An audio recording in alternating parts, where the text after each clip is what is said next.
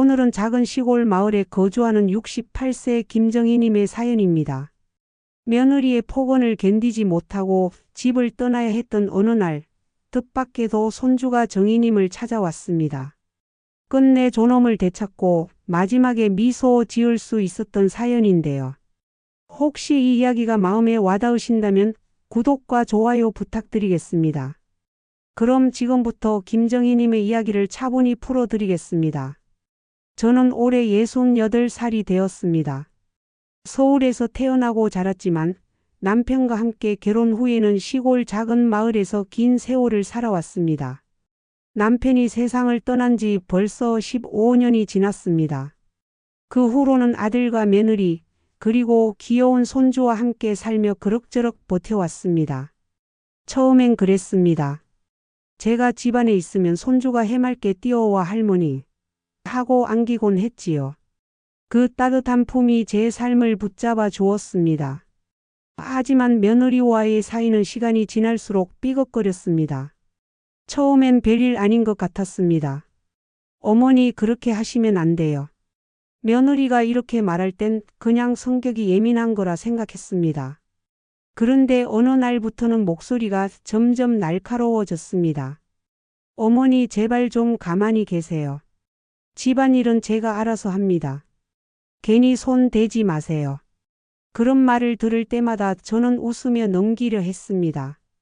요즘 젊은 사람들은 다 바쁘고 예민하지 그렇게 스스로를 달랬습니다. 하지만 제 마음속 작은 균열은 자꾸만 깊어졌습니다. 밥상 차리는 일조차 제 몫이 아니게 되었고 아이 간식 하나 챙기려 해도 놔두세요. 제가 하겠습니다. 라는 말이 돌아왔습니다. 제가 할 일이 줄어들수록 제 존재도 조금씩 작아지는 기분이었습니다. 그럼에도 불구하고 손주는 저를 꼭 붙잡았습니다. 할머니 같이 놀아요. 그 말 한마디에 다시 힘을 냈습니다. 낮에는 며느리의 눈치를 보며 지내다가도 저녁에 손주와 함께 앉아 그림책을 읽어주면 모든 게 잊히곤 했습니다. 그런데 며느리의 말투는 점점 더 거칠어졌습니다. 제가 방에서 기침을 하자 며느리는 이렇게 말했습니다. 어머니 건강 생각하셔서 방에서만 계세요. 괜히 손주 감기 옮기면 안 되잖아요. 저는 아무 대답도 하지 못했습니다. 기침 하나에도 자리를 제한당하는 제 모습이 참 초라하게 느껴졌습니다. 그때였습니다. 손주가 제 방으로 살며시 들어왔습니다. 할머니 아프지 마세요. 할머니 오래오래 같이 있어야 돼요. 그 맑은 목소리에 저는 눈시울이 붉어졌습니다. 아직은 제가 버텨야 할 이유가 있다는 걸 그 작은 아이가 일깨워 주었습니다. 하지만 균열은 점점 커져갔습니다. 며느리의 날선 목소리는 날마다 깊어졌고 아들은 그런 상황을 모른 척했습니다. 제 안에서는 설명하기 힘든 고독이 자라나고 있었습니다. 그리고 결국 제가 더는 참지 못하는 순간이 다가오게 되었습니다. 그날은 늦가을 저녁이었습니다. 바람이 차갑게 불어 창문이 달그락거렸습니다. 저녁상을 차려놓고 멀찍이 앉아 있었는데 며느리가 제게 말했습니다. 어머니 이제 밥상에는 손 대지 마세요. 제가 알아서 합니다. 저는 고개를 끄덕이며 대답했습니다. 그래 알겠다. 하지만 제 마음은 복잡했습니다. 그저 가족을 위해 밥을 차리던 제 손길이 이제는 필요 없는 것이 되어버린 듯했습니다. 아들은 아무 말도 하지 않았습니다. 그저 밥만 묵묵히 먹었습니다. 제가 섭섭한 마음을 숨기지 못하고 숟가락을 내려놓자 며느리는 차갑게 말했습니다. 어머니 왜 그러세요? 드시던 거 드세요. 그 목소리에는 배려도 따뜻함도 없었습니다. 순간 제 안에서 뜨거운 것이 치밀어 올랐습니다. 하지만 저는 꼭 참았습니다. 괜히 말하면 더 큰 싸움이 될까 두려웠습니다. 식탁 위의 반찬은 분명 제가 장에 가서 사온 것들이었습니다. 무, 배추, 고등어. 시장에서 손수 골라 담았던 재료들이었지요. 그런데도 저의 자리는 없었습니다. 그날만큼은 밥맛이 전혀 느껴지지 않았습니다. 밥을 마치고 방으로 들어가 앉았는데 가슴이 답답했습니다. 창문 너머로 들려오는 겨울벌레 소리마저 서글프게 느껴졌습니다. 그 순간 방문이 살짝 열리더니 손주가 얼굴을 내밀었습니다. 할머니 같이 잘래요? 그 말에 저는 미소를 지었습니다. 그래, 우리 같이 자자.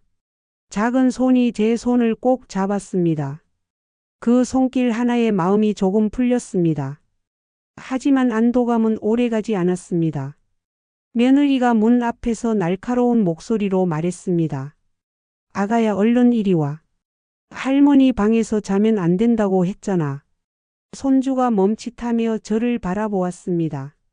저는 억지로 웃으며 말했습니다. 괜찮아, 가서 자. 할머니는 괜찮다. 아이의 발소리가 멀어져 갔습니다.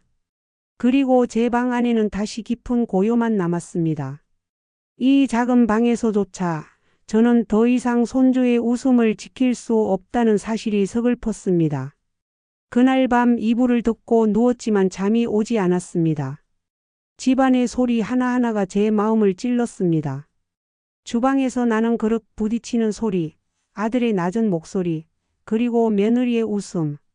모두 제게서 멀어진 세상 같았습니다. 내가 왜 이 집에 있어야 하지? 처음으로 그런 생각이 마음속 깊이 스며들었습니다. 다음 날 아침이었습니다. 창문 밖으로 희미한 햇살이 들어왔지만 제 마음은 여전히 무거웠습니다.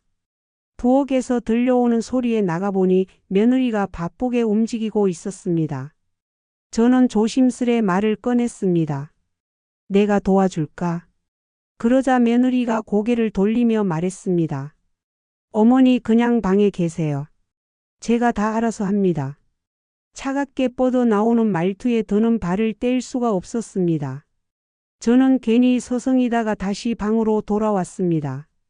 방 안에는 오래된 장롱과 작은 책상, 그리고 남편이 살아있을 때 쓰던 안락의자 하나뿐이었습니다. 벽에 걸린 낡은 시계가 똑똑 소리를 내며 시간을 알려주었습니다. 그 소리가 유난히 크게 들렸습니다. 잠시 후 아들이 제 방에 들어왔습니다. 엄마, 요즘 왜 그렇게 예민하세요? 집안 분위기가 자꾸 무거워져요. 저는 아무 대답도 하지 못했습니다. 대신 조용히 아들을 바라보며 물었습니다. 내가 예민한 게 아니야. 내 아내 말투가 너무 날카롭잖니. 나도 사람인데 상처가 된다. 아들은 난처한 얼굴로 말했습니다. 엄마, 요즘 세상은 원래 그래요. 아내가 스트레스가 많아서 그래요. 그냥 이해해 주세요. 그 말에 제 가슴은 철렁 내려앉았습니다. 제가 원한 것은 이해가 아니라 존중이었는데 말이지요. 그날 이후 저는 점점 말을 아끼게 되었습니다. 괜히 한마디 했다가 또 상처 입을까 두려웠습니다. 집안에 제 목소리가 줄어들수록 제 존재도 사라지는 것 같았습니다. 저녁 무렵 마당에 나와 앉아 하늘을 올려다보았습니다. 붉게 물든 노을이 지붕 위에 내려앉고 있었습니다. 옆집에서 들려오는 라디오 소리가 유난히 크게 가슴에 와 닿았습니다. 오늘 하루도 수고 많으셨습니다. 그 멘트가 마치 저를 위로해 주는 것 같아 눈물이 핑 돌았습니다. 그때 손주가 마당으로 뛰어나왔습니다. 할머니, 같이 놀아요. 저는 무릎을 굽혀 아이를 꼭 안았습니다. 순간만큼은 세상의 모든 아픔이 사라지는 듯 했습니다. 하지만 그 평화는 오래가지 않았습니다. 뒤따라 나온 며느리가 차갑게 말했습니다. 어머니, 아이는 제가 챙길 테니까 들어가 계세요. 그 말에 아이의 손이 제 품에서 떨어져 나갔습니다. 작은 손을 놓치는 순간 제 심장도 함께 무너져 내리는 것 같았습니다. 밤이 되어 방으로 돌아와 이불을 덮었지만 가슴이 답답했습니다. 숨조차 막히는 듯한 답답함에 저는 한참을 뒤척이다가 눈을 감았습니다. 그리고 마음속으로 다짐했습니다. 이대로는 안 되겠다. 무언가 달라져야 한다. 며칠 뒤 작은 사건이 있었습니다. 그날은 장에 다녀온 날이었지요. 무거운 장바구니를 들고 들어오자 며느리가 제 앞을 막아서며 말했습니다. 어머니, 이제 그만 장 보세요. 제가 다 알아서 한다고 했잖아요. 저는 조용히 대답했습니다. 내가 아직은 다닐 수 있어. 집에 필요한 것들 챙기는 게 내 기쁨이야. 그러자 며느리는 짜증 섞인 목소리로 말했습니다. 기쁨은요, 오히려 저만 힘들어져요. 냉장고가 항상 어머니 물건으로 꽉 차 있잖아요. 그 말에 저는 한동안 멍하니 서 있었습니다. 제가 정성껏 고른 채소와 과일들이 며느리 눈에는 짐이었던 겁니다. 손에 들고 있던 무가 유난히 무겁게 느껴졌습니다. 그 순간 아들이 들어왔습니다. 저는 혹시나 아들이 제 편을 들어주길 바랐습니다. 하지만 아들은 난처한 얼굴로 말했습니다. 엄마, 그냥 이제는 좀 쉬세요. 집안일은 우리에게 맡기세요. 그 말은 마치 엄마의 자리는 여기 없다라는 선언처럼 들렸습니다. 저는 아무 대꾸도 하지 못한 채 방으로 들어왔습니다. 창문을 열어놓으니 차가운 바람이 스며들었습니다. 그 바람이 제 마음속 허전함과 섞여 더욱 서늘하게 다가왔습니다. 밤이 깊어갈수록 고독은 커졌습니다. 손주는 제 방에 오고 싶어 했지만 며느리가 철저히 막았습니다. 저는 이불 속에서 조용히 눈물을 삼켰습니다. 그리고 오래된 사진첩을 꺼내 보았습니다. 남편과 함께 젊은 시절 웃고 있는 사진, 어린 아들을 안고 있던 사진. 그때만 해도 이렇게 될 줄은 몰랐습니다. 그저 가족을 위해 헌신했던 세월이 이제는 무의미한 그림자처럼 느껴졌습니다. 내가 더는 필요 없는 사람이라면 이 집에 있어야 할 이유가 있을까? 스스로에게 묻는 순간 가슴이 저려왔습니다. 이튿날 아침 며느리의 목소리가 또다시 제 마음을 찔렀습니다. 어머니, 집안일은 그냥 손 떼세요. 그리고 방에서만 계시면 됩니다. 저는 더는 견딜 수 없었습니다. 문득 숨이 막히듯 답답해져 집 밖으로 나갔습니다. 마을 어귀 작은 다리 위에 서서 흘러가는 물을 바라보았습니다. 물결은 아무렇지 않게 흘러가는데 제 삶만 정체되어 있는 듯 했습니다. 저는 그 자리에서 한참을 서 있었습니다. 그리고 마음속으로 결심이 서기 시작했습니다. 이제는 떠나야겠다. 더는 이 집에 있어서는 안 되겠다. 그날 저녁 저는 조용히 제 방에 들어와 작은 가방을 꺼냈습니다. 낡은 가방 속에는 옷 몇 벌과 오래된 사진첩, 그리고 남편이 남겨준 묵주 하나뿐이었습니다. 손주가 들어오면 들킬까봐 문을 살짝 걸어 잠갔습니다. 옷을 개어 가방에 넣으면서도 손이 떨렸습니다. 정말 이 집을 떠나야 하나? 수십 번 스스로에게 물었지만 대답은 같았습니다. 여기서는 내가 더는 존중받지 못한다. 그때 밖에서 손주의 목소리가 들렸습니다.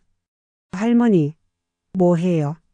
저는 급히 가방을 장롱 속에 밀어넣고 문을 열었습니다.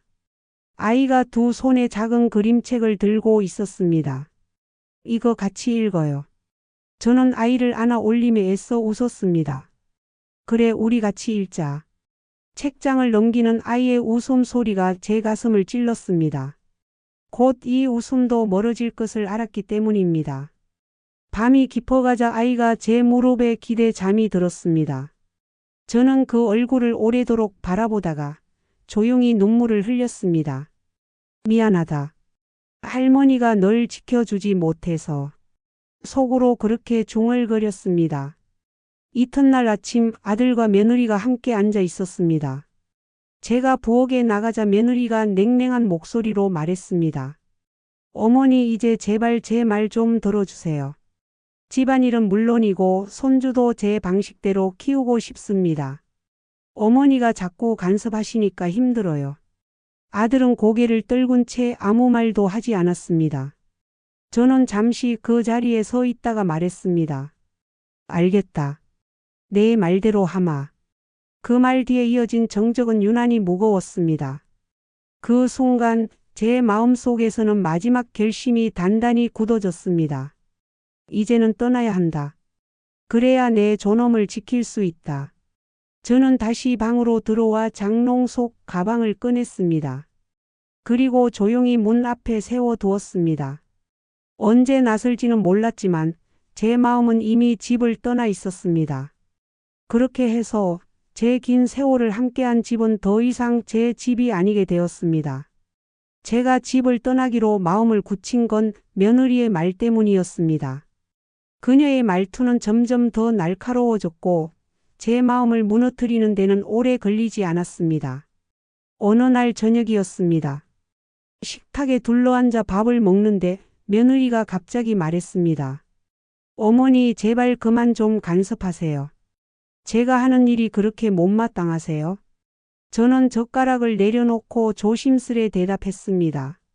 난 그저 도와주고 싶었을 뿐이야. 너 힘들까봐. 그러자 며느리는 웃음기 없는 얼굴로 단호히 말했습니다. 도움이 아니라 방해예요. 제 인내심도 이제 한계예요. 그 순간 아들이 숟가락을 내려놓았습니다. 하지만 제 편을 들지 않았습니다.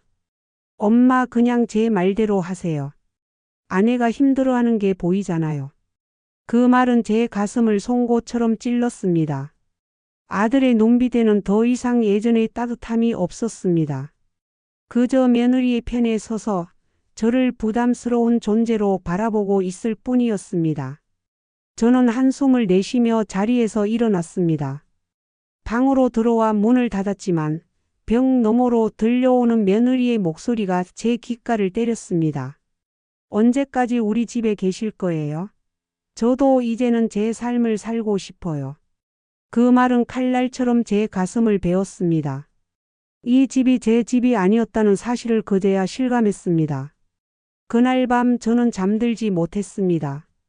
창문 너머로 바람 소리가 들려왔습니다. 어둠 속에서 제 마음은 끝없이 무너져 내리고 있었습니다. 그리고 드디어 결심했습니다. 이제는 정말 떠나야 한다. 더는 이 모욕을 견딜 수 없다. 다음 날 새벽, 아직 해가 뜨기 전 저는 가방을 챙겨 조용히 문 앞에 섰습니다. 발걸음이 떼어지지 않았습니다. 하지만 문고리를 잡는 순간 눈물이 왈칵 쏟아졌습니다. 이 집에서 함께한 세월과 손주의 웃음소리가 제 마음을 붙잡고 있었기 때문입니다. 그러나 동시에 며느리의 날카로운 목소리도 떠올랐습니다. 어머니, 제발 좀 물러나세요. 그 말이 제 등을 밀었습니다. 저는 결국 현관문을 열고 밖으로 나왔습니다. 차가운 새벽 공기가 얼굴을 스쳤습니다. 그 순간 제 삶의 한 장이 끝나고 새로운 장이 열리는 듯 했습니다. 새벽길은 고요했습니다. 가로등 불빛 아래 제 그림자가 길게 늘어져 있었습니다. 손에는 작은 가방 하나뿐이었지요. 마치 제 삶 전체가 저 가방에 담겨 있는 것 같았습니다. 마을 어귀까지 걸어가는데 차가운 바람이 옷자락을 흔들었습니다. 길가에 핀 국화꽃 향기가 은은히 스며들었지만 그 향조차 제겐 쓸쓸하게 다가왔습니다. 발걸음을 멈추고 뒤를 돌아보았습니다. 멀리 보이는 집의 지붕 위로 새벽빛이 어슴푸레 비치고 있었습니다. 그 집 안에는 손주가 자고 있었겠지요. 제 방에서 함께 읽던 그림책, 제 무릎에 기대 잠들던 모습이 떠올라 가슴이 저려왔습니다. 이제는 다시 그 웃음을 볼 수 없을지도 모른다. 그 생각에 눈물이 차올랐습니다. 하지만 이미 문턱을 넘은 이상 돌아갈 수는 없었습니다. 길을 걷다 보니 닭 우는 소리가 멀리서 들려왔습니다. 새로운 하루가 시작되고 있었습니다. 그러나 제게는 끝의 시작처럼 느껴졌습니다. 조금 더 걸어가니 마을 정류장이 보였습니다. 낡은 간이 대합실 안에는 이른 아침 출근길을 준비하는 사람들이 모여 있었습니다. 저는 조용히 구석에 앉아 있었습니다. 누군가 제게 말을 걸까봐 고개를 숙이고 가방만 꼭 끌어안았습니다. 그 순간 마음 한쪽에서 속삭임이 들려왔습니다. 내가 이렇게 떠나는 게 맞을까? 손주는 어쩌지? 하지만 다시 떠올랐습니다. 며느리의 목소리. 어머니, 이제 제발 제 말 좀 들으세요. 그 단호한 목소리가 저를 앞으로 밀어냈습니다. 버스가 도착하자 사람들은 하나둘씩 타올랐습니다. 저도 천천히 발을 옮겼습니다. 창가에 앉아 밖을 내다보니 마을이 점점 멀어지고 있었습니다. 익숙한 집들, 작은 슈퍼, 이웃집 장독대까지도 하나둘 사라졌습니다. 버스 창문에 비친 제 얼굴은 낯설게 보였습니다. 한순간에 모든 걸 잃어버린 노인의 얼굴이었지요. 저는 스스로에게 속삭였습니다. 이제는 내 힘으로 살아가야 한다. 누구의 짐이 아니라 나 자신으로. 그러나 마음속 깊은 곳에서는 여전히 아이의 목소리가 맴돌았습니다. 할머니 같이 놀아요. 그 맑은 목소리가 귓가에서 떠나지 않았습니다. 버스는 천천히 국도를 따라 달렸습니다. 창밖 풍경은 차갑고도 낯설었습니다. 논에는 이미 추수가 끝나 볏짚만 남아 있었고 곳곳에 설이 내린 밭이 보였습니다.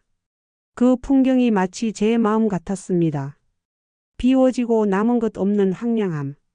버스 안 사람들은 다들 각자의 목적지를 향해 가고 있었습니다. 학생들은 졸린 눈으로 책을 들여다보고 있었고 장을 보러 가는 듯한 아주머니들은 조용히 이야기를 나누고 있었습니다. 그 속에서 저는 혼자였습니다. 가방을 꼭 끌어안은 채 마치 다른 세상에서 떨어져 나온 사람 같았습니다. 잠시 후 버스는 읍내 정류장에 도착했습니다. 사람들이 내려 흩어졌지만 저는 어디로 가야 할지 알 수 없었습니다. 한참을 서성이다가 작은 여인숙 간판이 눈에 들어왔습니다. 낡은 간판에는 희미하게 여인숙이라고 적혀 있었습니다. 안으로 들어가니 허름한 카운터에 앉아있던 주인 아주머니가 저를 위아래로 훑어보며 말했습니다. 방 잡으러 오셨어요? 저는 고개를 끄덕이며 대답했습니다. 네, 하루만 묵을 수 있을까요? 아주머니는 무심하게 키를 내주며 말했습니다. 2층 끝방이에요. 불은 잘 나오니까 걱정 말고요. 좁은 복도를 지나 방 안으로 들어서니 낡은 이불과 작은 탁자 하나뿐이었습니다. 창문은 오래돼 틈새로 바람이 들어왔고 벽지는 군데군데 벗겨져 있었습니다. 그러나 저는 이상하게도 안도감을 느꼈습니다. 누구의 눈치도 보지 않아도 되는 공간. 비록 초라했지만 제게는 오랜만에 찾아온 자유였습니다. 가방을 내려놓고 앉아 갑자기 온몸의 기운이 빠져나갔습니다. 그동안 쌓였던 피로와 서러움이 한꺼번에 몰려왔습니다. 저는 이불에 몸을 묻고 한참을 울었습니다. 소리내 울면 여인숙 사람들이 들을까봐 입을 틀어막은 채 눈물만 쏟아냈습니다. 이제 나는 어디로 가야 할까? 눈물이 마르자 그런 생각이 밀려왔습니다. 아들에게 전화할까 하는 마음도 들었지만 떠나올 때 들었던 그 말이 귀를 때렸습니다. 엄마, 당분간 멀리 계시는 게 낫지 않겠습니까? 그 말은 이미 제게 돌아갈 자리가 없다는 뜻이었습니다. 저는 핸드폰을 꺼내다 다시 내려놓았습니다. 그리고 조용히 중얼거렸습니다. 그래, 혼자서라도 살아가 보자. 그 순간 창밖에서 아이들 웃음소리가 들려왔습니다. 여인숙 앞 골목에서 뛰노는 아이들의 모습이 희미하게 보였습니다. 그 모습을 보니 제 손주 얼굴이 겹쳐졌습니다. 가슴이 다시 먹먹해졌습니다. 밤이 깊어지자 여인숙은 고요했습니다. 얇은 벽 너머로는 옆방에서 들려오는 TV 소리와 기침 소리가 간간히 흘러나왔습니다. 저는 낡은 이불을 덮고 누웠지만 좀처럼 잠이 오지 않았습니다. 눈을 감으면 자꾸만 손주의 얼굴이 떠올랐습니다. 책을 읽어달라며 제 품에 파고들던 모습. 작은 손으로 제 주름진 손을 꼭 잡던 순간. 그 기억들이 마치 꿈처럼 선명하게 밀려왔습니다. 아가야, 할머니가 널 두고 왔구나. 그 죄책감이 목을 조여왔습니다. 그러나 동시에 며느리의 목소리도 떠올랐습니다. 어머니, 이제 제발 제 말 좀 들으세요. 그 말은 여전히 제 귓가에 가시처럼 박혀 있었습니다. 그날 밤 저는 오랜만에 묵주를 꺼내 들었습니다. 손때 묻은 구슬을 하나하나 넘기며 중얼거렸습니다. 제발 제 손주만은 행복하게 해 주소서. 제 기도는 단순했지만 간절했습니다. 저를 향한 바람은 사라지고 오직 손주만을 위한 기도만 이어졌습니다. 다음 날 아침 창문을 두드리는 햇살에 눈을 떴습니다. 허름한 방 안이 밝아졌지만 제 마음은 여전히 무거웠습니다. 저는 간단히 세수를 하고 여인숙을 나왔습니다. 시장 골목을 따라 걸어가니 아침장을 보는 사람들이 북적였습니다. 장터에는 파릇한 채소와 갓 잡아온 생선 군데군데 앉아있는 노점상들이 보였습니다. 익숙한 풍경이었지만 저는 그 속에서 한없이 낯설었습니다. 이제는 집으로 돌아갈 수도 마음 붙일 곳도 없었기 때문입니다. 저는 작은 국밥집에 들어갔습니다. 허름한 나무 의자에 앉아 따끈한 국밥을 한 숟갈 떠먹으니 그제야 속이 조금 풀렸습니다. 하지만 곧 옆자리에서 들려온 대화가 제 귀를 사로잡았습니다. 시골에서 며느리랑 같이 산다는 게 쉽다. 다들 힘들대. 그래도 그렇지 부모님을 그렇게 대하면 안 되지. 그 말들을 듣는 순간 제 상황과 겹쳐져 가슴이 뜨끔했습니다. 마치 제 이야기를 두 사람이 하고 있는 듯 했습니다. 저는 고개를 숙이고 국밥만 조용히 떠먹었습니다. 식사를 마치고 다시 길을 걸으면서 마음속 깊은 곳에서 하나의 다짐이 생겨났습니다. 내가 여기서 주저앉을 순 없다. 내 존엄을 스스로 지켜야 한다.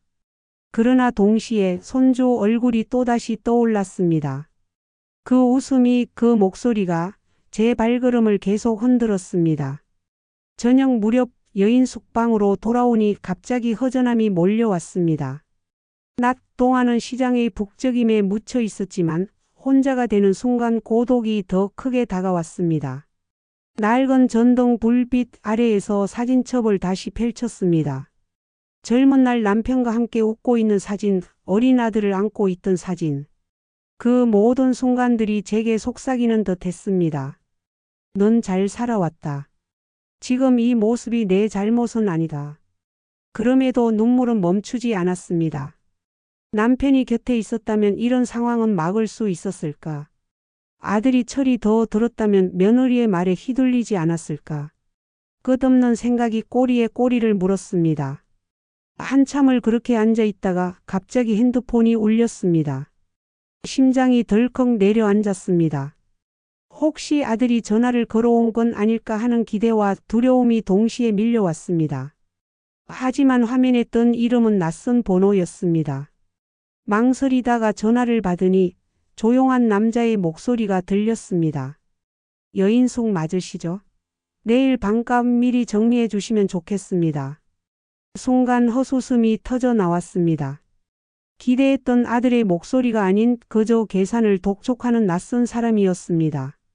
전화를 끊고 나니 오히려 마음이 더 공허해졌습니다. 이제는 정말 혼자라는 사실이 실감났습니다. 벽에 걸린 낡은 거울 속 제 얼굴은 지쳐 있었지만 동시에 단단해 보였습니다. 저는 속으로 중얼거렸습니다. 그래, 이제부터는 나를 위해 살아야 한다. 며느리의 말에 휘둘리지 않고 아들의 무심함에 매달리지 않고 내가 나로서 살아야 한다. 그 다짐은 눈물 속에서 조금씩 굳어졌습니다. 밤이 깊어가자 다시 목줄을 지었습니다. 제발 손주만은 건강하게 지켜주세요. 제 기도는 여전히 같았지만 이번엔 제 마음속에 작은 불씨가 피어오르는 듯 했습니다. 그리고 그날 저는 처음으로 집을 떠나온 게 후회만은 아니라고 느꼈습니다. 아직은 아프고 외로웠지만 언젠가는 제 삶의 자리를 다시 찾을 수 있으리라는 희미한 희망이 피어났습니다. 여인숙에서 며칠을 지내다 보니 제 마음은 조금씩 달라졌습니다. 처음에는 매일 밤 눈물만 흘렸지만 시간이 지나자 낯선 환경에 적응해야겠다는 생각이 들었습니다. 그러나 몸은 점점 지쳐갔습니다. 아침에 일어나 거울을 보니 얼굴이 수척해져 있었습니다. 밥도 제대로 넘어가지 않아 하루에 한 끼만 겨우 챙겨 먹었습니다. 혼자라는 현실이 이렇게 무겁게 다가올 줄은 미처 몰랐습니다. 그럼에도 불구하고 장터를 거닐며 사람들 사이에 섞이면 잠시나마 외로움이 덜했습니다. 한 번은 과일 가게 주인이 제게 귤 몇 개를 건네주며 말했습니다. 할머니 혼자 사시나 봐요? 얼굴이 많이 힘들어 보이시네. 저는 억지 웃음을 지으며 대답했습니다. 그냥 잠시 머무는 중이에요. 그 말 한마디에도 눈물이 핑 돌 뻔했지만 꼭 참았습니다. 낯선 이에게 속사정을 털어놓을 수는 없었으니까요. 밤이 되면 다시 방 안에 혼자 남게 됩니다. 그때마다 마음은 무너져 내렸습니다. 손주의 웃음소리가 귓가에서 사라지지 않았습니다. 그 아이가 저를 찾지는 않을까, 혹시 울고 있지는 않을까. 걱정이 꼬리에 꼬리를 물었습니다. 하지만 아들에게서 연락은 오지 않았습니다. 하루 이틀 3일이 지나도 핸드폰은 묵묵부답이었습니다. 가끔은 핸드폰을 꺼놓았다가 다시 켜기도 했습니다. 혹시 연락이 왔을까 싶어서였지요. 그러나 화면에는 아무것도 없었습니다. 그럴 때마다 며느리의 차가운 목소리가 떠올랐습니다. 어머니, 제발 제 삶 좀 존중해 주세요. 그 말이 자꾸만 가슴을 후벼 팠습니다. 저는 다시 묵주를 잡고 기도했습니다. 주여, 저를 지켜달라는 게 아닙니다. 제 손주만은 지켜주십시오. 그 기도가 저를 버티게 하는 유일한 힘이었습니다. 그러나 시간이 지날수록 몸과 마음은 더 지쳐갔습니다. 저는 문득 깨달았습니다. 내가 이렇게 계속 숨어 지낼 수만은 없다. 언젠가는 마주해야 한다. 며칠째 여인 숙에서 지내자 제 방 안 공기가 눅눅해졌습니다. 바람이 잘 통하지 않아 곰팡이 냄새가 스며들었고 낡은 매트리스는 제 허리를 더욱 아프게 했습니다. 몸까지 점점 무거워지자 마음은 더 깊은 절망 속으로 빠져들었습니다. 저는 하루에도 몇 번씩 창문을 열었습니다. 창밖으로 보이는 것은 좁은 골목길 뿐이었지요.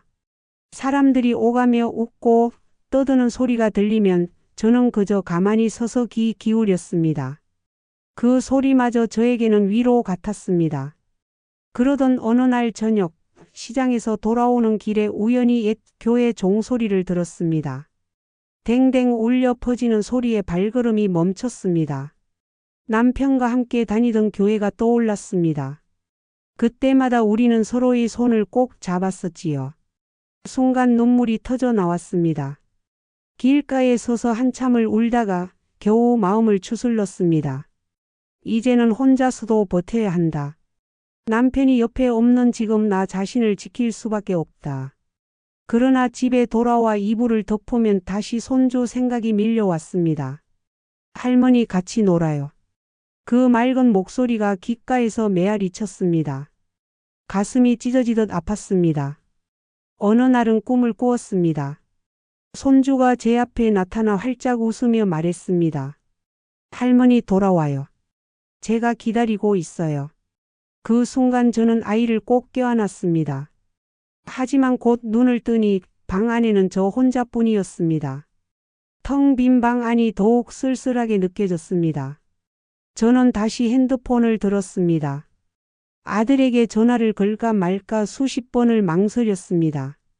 혹시라도 받아주지 않으면, 아니, 받아도 또 며느리 편을 들면, 그 두려움이 저를 가로막았습니다.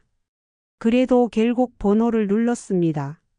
신호음이 몇 번 울리더니 아들의 목소리가 들렸습니다. 엄마, 왜요? 차갑고 건조한 목소리였습니다. 저는 잠시 말을 잇지 못하다가 겨우 입을 열었습니다. 너는 내 아내 말만 믿고 엄마 마음은 한 번도 생각해 본 적 없니? 아들은 한숨을 쉬며 대답했습니다. 엄마, 지금 통화 힘들어요. 다음에 얘기해요. 뚝, 전화를 끊는 소리가 들렸습니다. 저는 핸드폰을 손에 든 채 멍하니 앉아 있었습니다. 눈물이 저절로 흘러내렸습니다. 전화가 끊기고 난 뒤 방 안은 더욱 깊은 적막에 휩싸였습니다. 핸드폰 불빛마저 차갑게만 느껴졌습니다. 아들의 목소리가 들렸던 게 분명하지만 그 안에 담긴 온기는 전혀 없었습니다. 저는 그 사실이 더 서러웠습니다. 책상 위에 놓인 사진첩을 다시 펼쳤습니다. 아직 어린 아들을 등에 업고 장터에 나갔던 시절이 떠올랐습니다. 엄마, 배고파. 그때 저는 늘 손수 싸온 주먹밥을 꺼내주며 웃었습니다. 그 아들이 이제는 제게 등을 돌렸다는 사실이 믿기지 않았습니다. 저는 스스로에게 물었습니다. 내가 잘못 키운 걸까? 너무 엄하게 키운 걸까? 아니면 너무 기대며 살아온 걸까? 답을 찾을 수 없는 질문들이 머릿속을 맴돌았습니다. 밤이 깊어갈수록 가슴이 답답해져 숨을 쉴 수조차 힘들었습니다. 저는 창문을 열고 차가운 공기를 마셨습니다. 거리에는 불빛 하나 없는 어둠이 내려앉아 있었습니다. 그 어둠 속에서 제 마음도 함께 꺼져가는 것 같았습니다. 그 순간 갑자기 떠오른 건 손주의 얼굴이었습니다. 환하게 웃으며 제 품에 안기던 아이. 할머니 사랑해요. 그 목소리가 아직도 선명하게 남아 있었습니다. 아이만큼은 절대 저를 버리지 않을 거라는 믿음이 제 안에 남아 있었습니다. 저는 이불을 끌어안고 속삭였습니다. 그래, 손주만은 나를 잊지 않을 거야. 언젠가는 나를 찾으러 올 거야. 그 작은 희망이 다시 눈물을 불러왔습니다. 울음은 쉽게 멈추지 않았습니다. 이불이 젖도록 눈물이 흘렀지만 오히려 그 눈물 속에서 저는 조금은 가벼워졌습니다. 그리고 마음속으로 다짐했습니다. 더는 아들에게 기대지 말자. 며느리에게도 기대지 말자. 오직 나 자신과 손주만 생각하며 버티자. 새벽이 다가오자 여인숙 복도에서 발자국 소리가 들려왔습니다. 이런 새벽길을 나가는 사람들의 기척이었습니다. 저는 창밖으로 하늘을 바라보았습니다. 검푸른 하늘 위에 별 하나가 희미하게 빛나고 있었습니다. 그 빛을 보며 다시 한번 제 마음을 붙잡았습니다. 새벽이 지나고 아침이 밝아왔습니다. 여인숙 복도에서는 사람들이 분주히 오가며 바쁜 하루를 시작했습니다. 저는 창가에 앉아 그 모습을 바라보았습니다. 사람들은 각자의 길을 가는데 유독 저만 멈춰 있는 듯 했습니다. 그날은 몸이 유난히 무거웠습니다. 밤새 기침이 이어져 목이 칼칼했고 다리에 힘도 잘 들어가지 않았습니다. 그래도 억지로 몸을 일으켜 시장으로 향했습니다. 혼자만 있으면 더 깊은 어둠 속으로 빠져들 것 같았기 때문입니다. 시장에 들어서자 활기가 가득했습니다. 생선 장수의 호객 소리, 갓 구운 붕어빵 냄새, 사람들의 웃음소리. 그 모든 소리가 제겐 낯설면서도 동시에 위로가 되었습니다. 잠시나마 외로움을 잊을 수 있었지요. 저는 작은 국밥집에 다시 들어갔습니다. 얼큰한 국물을 한 숟갈 떠 넣자 속이 조금 풀리는 듯 했습니다. 옆자리에서는 중년 부부가 대화를 나누고 있었습니다. 우리 어머니도 나이가 드시니 더 챙겨야겠더라고. 그래, 부모님 살아계실 때 잘해야지. 그 대화가 제 귀에 그대로 꽂혔습니다. 저는 젓가락을 들고 있다가 손이 덜컥 떨렸습니다. 아무렇지 않게 들려오는 말이었지만 제겐 날카로운 칼처럼 느껴졌습니다. 억지로 웃는 척하며 밥을 삼켰지만 눈가가 젖어왔습니다. 식사를 마치고 여인숙으로 돌아가는 길, 저는 작은 서점을 발견했습니다. 유리창 너머로 책들이 빼곡히 꽂혀 있었습니다. 발걸음을 멈추고 안으로 들어가니 종이 냄새가 은은히 퍼졌습니다. 책장 사이를 천천히 거닐다가 동화책 코너에서 발이 멈췄습니다. 손주가 좋아하던 동화책이 눈에 들어왔습니다. 표지를 쓰다듬으며 눈물이 핑 돌았습니다. 이걸 보면 우리 아이가 얼마나 좋아했는데. 그때 서점 주인이 다가와 조용히 말했습니다. 손주가 있으신가 봐요. 저는 잠시 망설이다가 고개를 끄덕였습니다. 네, 그런데 지금은 멀리 있습니다. 책값을 치르고 나오며 가방 속에 동화책을 넣었습니다. 마치 손주와의 연결고리를 붙잡은 듯 조금은 마음이 놓였습니다. 그러나 여전히 밤이 되면 방 안의 적막은 저를 괴롭혔습니다. 벽에 기대어 책을 펼쳐 읽어 내려갔지만 글씨가 눈에 들어오지 않았습니다. 책 속의 주인공 아이가 웃고 떠드는 장면이 오히려 손주 얼굴로 겹쳐 보였습니다. 저는 책을 덮고 눈을 감았습니다. 그 순간 마음속에서 단단한 결심이 일어났습니다. 더는 이렇게 숨어 살 수 없다. 언젠가는 반드시 아이를 만나야 한다. 그 결심이 다시 저를 버티게 만들었습니다. 며칠 뒤 몸이 더욱 쇠약해졌습니다. 여인숙 계단을 오르내릴 때마다 숨이 차고 기침이 잦아졌습니다. 혼자 밥을 챙겨 먹는 일조차 버거워졌습니다. 저는 작은 약국에 들러 감기약을 샀습니다. 약사에게 몸살 같아요라고 말했지만 사실은 마음의 병이 더 컸습니다. 약을 받아 들고 나오면서 문득 발걸음이 멈췄습니다. 거리에 서 있는 아이들 무리를 본 순간이었습니다. 아이들 중 한 명이 제 손주와 너무도 닮아 있었습니다. 웃는 모습, 작은 체구, 목소리까지도 비슷했습니다. 저는 가방을 움켜쥔 채 한참을 서 있었습니다. 혹시 우리 아이가 아닐까? 가슴이 쿵쾅거렸습니다. 하지만 곧 그 아이는 친구들과 달려가 버렸습니다. 허망하게 발걸음을 돌리면서도 제 가슴 속에서는 무언가가 뜨겁게 일렁였습니다. 언젠가는 정말 손주가 나를 찾아오겠지. 그날을 믿고 버티자. 방으로 돌아와 동화책을 펼쳤습니다. 손주에게 읽어주듯 작은 소리로 책을 읽어 나갔습니다. 빈 방 안 제 목소리만 울려 퍼졌습니다. 그러나 그 목소리 속에는 조금 전보다 단단한 힘이 담겨 있었습니다. 밤이 깊어지자 목줄을 손에 쥐었습니다. 기도를 드리며 속삭였습니다. 주여, 제가 이렇게 흔들려도 다시 설 수 있게 해 주십시오. 언젠가 손주를 꼭 다시 만날 수 있게 해 주십시오. 창밖 하늘에는 별 하나가 반짝이고 있었습니다. 그 빛을 바라보며 저는 스스로에게 말했습니다. 아직 끝난 게 아니야. 내 삶은 아직 끝나지 않았다. 그 순간 무너져 내리던 제 마음속에 작은 불씨가 살아났습니다. 그리고 저는 알았습니다. 이 고통의 시간이 언젠가 제 존엄을 되찾는 밑거름이 될 거라는 것을. 그날은 아침부터 비가 내렸습니다. 좁은 여인숙 방 창문을 두드리는 빗방울 소리가 유난히 크게 들렸습니다. 빗줄기가 점점 굵어지자 방 안은 더 어두워졌습니다. 제 마음도 그 어둠을 닮아 무겁게 내려앉았습니다. 저는 창가에 앉아 빗소리를 들으며 과거를 떠올렸습니다.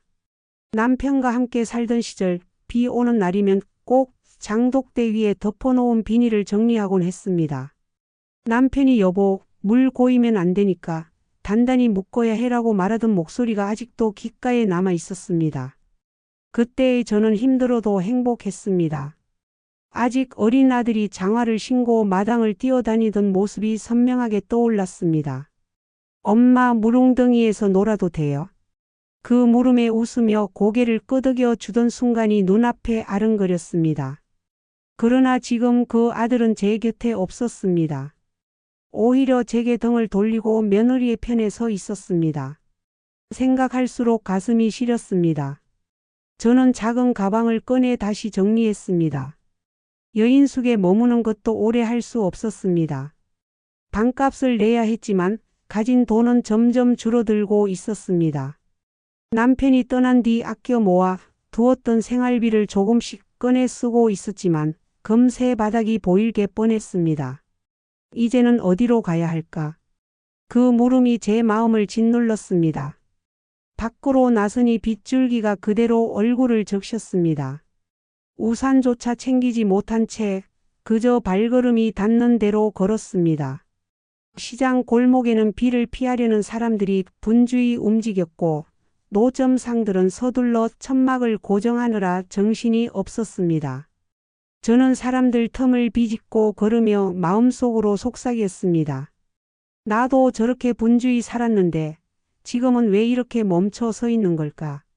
비에 젖은 길바닥을 바라보며 한참을 걸었습니다. 그러다 오래된 다리 위에 멈춰 섰습니다. 빗물이 강물 위로 끊임없이 떨어지고 있었습니다.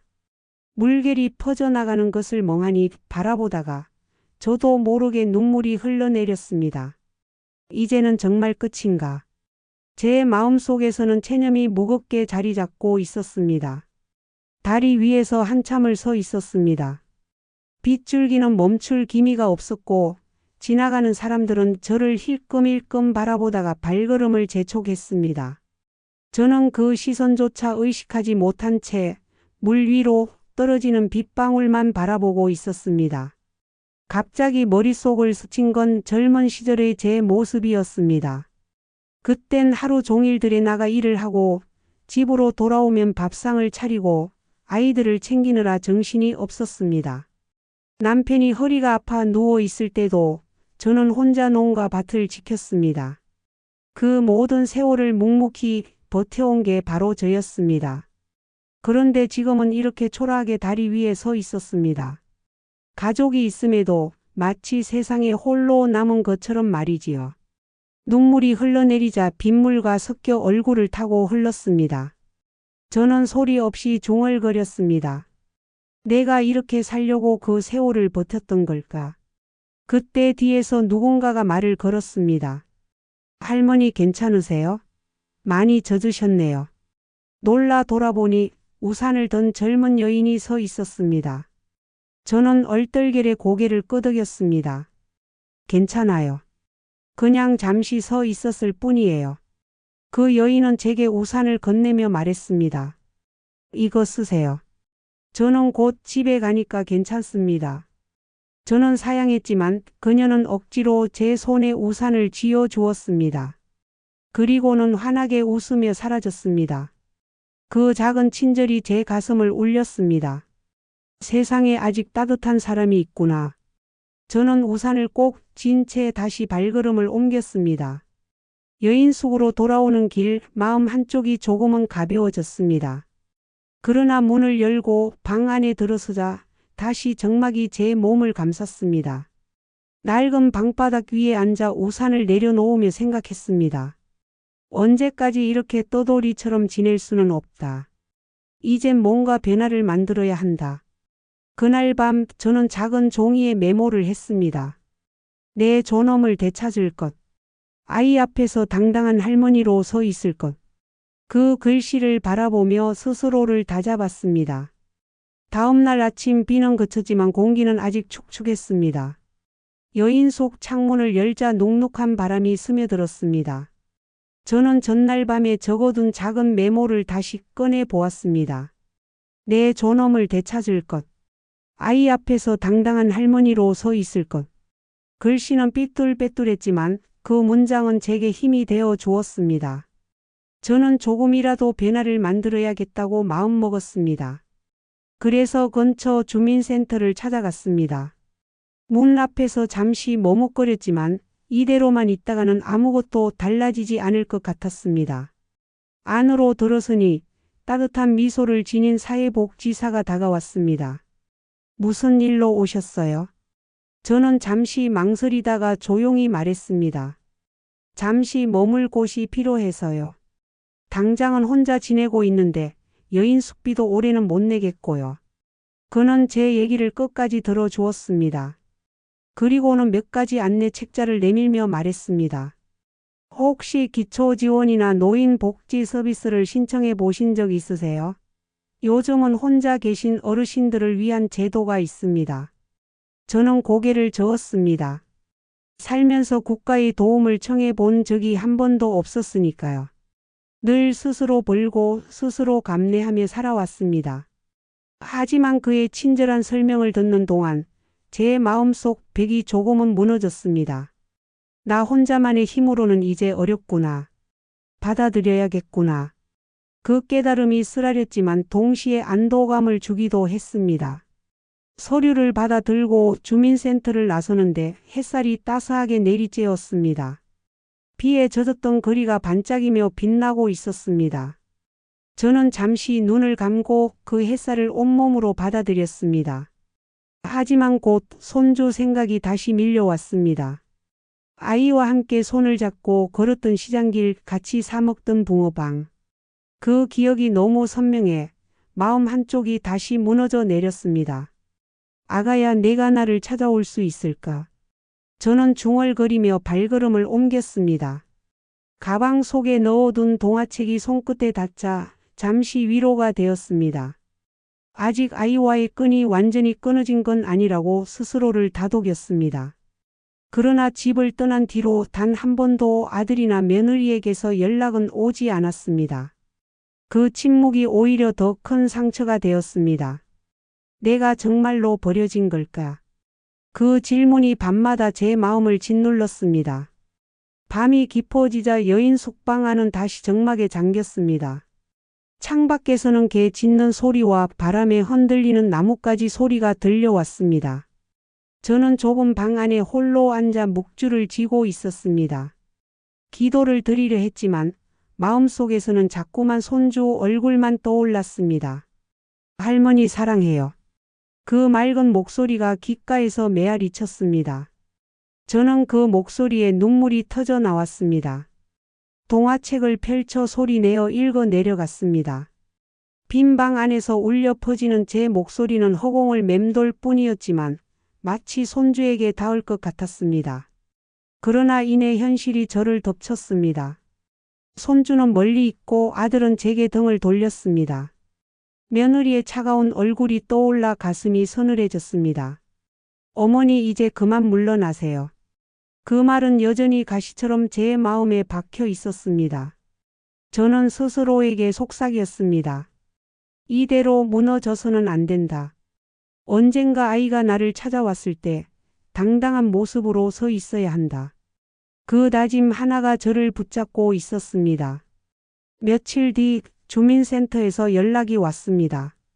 임시로 지낼 수 있는 작은 원룸을 연결해 주겠다는 소식이었습니다. 저는 서둘러 여인숙 짐을 꾸렸습니다. 가방은 여전히 가벼웠습니다. 옷 몇 벌, 사진첩, 동화책 한 권, 그리고 묵주뿐이었습니다.